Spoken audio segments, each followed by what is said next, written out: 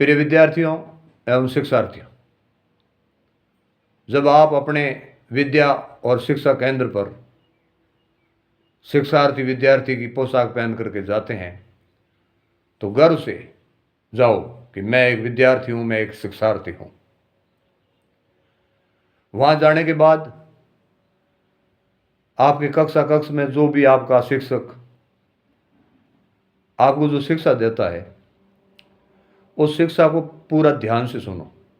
ध्यान से सुनने का मतलब है कान आपके उधर हो और आपका मस्तिष्क माइंड भी उधर हो। माइंड साथ नहीं रहेगा तो केवल कानों से सुनने से पार नहीं पड़ेगी। उसके बाद जब आप वापस घर आते हैं तो घर आने के बाद कैसे पढ़ना, जब आप पढ़ने बैठो उससे पहले 2 मिनट आंखें बंद करके आपके मस्तिष्क की देवी सरस्वती को याद करके और बैठ जाइए 2 मिनट, ताकि आपके दिमाग में जो अनावश्यक बातें हैं, कचरा, वो सब नर्वस सिस्टम से नीचे उतर जाए और माइंड बिल्कुल शुद्ध और खाली हो जाए। उसके बाद जब पढ़ो तो याद जल्दी कैसे हो, उसके लिए मैं आपको उदाहरण दूं कि विवेकानंद जी जब पढ़ते थे तो सरसरी नज़र से एक पेज देखते थे और उनको वो याद हो जाता था। आपको भी ऐसे याद होना चाहिए।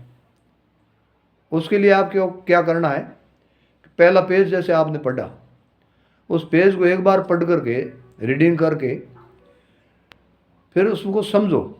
रटना नहीं है कि ये पंक्तियां मुझे क्या कह रही है, उन पंक्तियों का मतलब समझिए, अर्थ समझिए, भावार्थ समझिए और फिर अगला पन्ना पलटिए, उसको भी फिर पढ़िए और वे पंक्तियां क्या कह रही है, फिर अगला पेज ये पंक्तियां क्या कह रही है।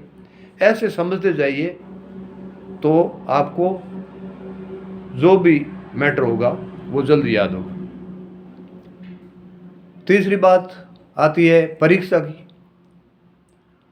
जब परीक्षा देने आप जाओ तो परीक्षा से डरो मत।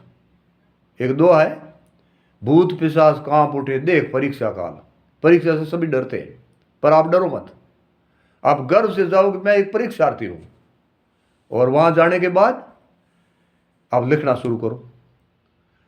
प्रश्न पत्र में जो प्रश्न का नंबर है वह प्रश्न नंबर लगाते हुए और सबसे पहले वह प्रश्न करिए जो आपको सबसे ज्यादा याद है।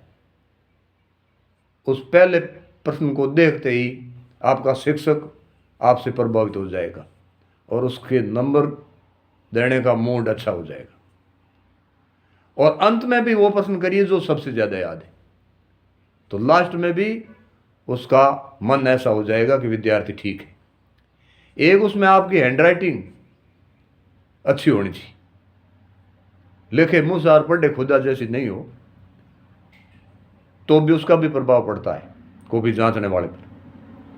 और बीच में वह प्रश्न करिए जो आपको कम याद है, अच्छे से याद नहीं है। कोई प्रश्न छोड़ना नहीं, जैसा भी आवे उसका उत्तर कुछ न कुछ लिखते देना, उससे आपके नंबर अच्छे आएंगे। तो ये 3 बातें महत्वपूर्ण मैंने आपके लिए बताई। धन्यवाद।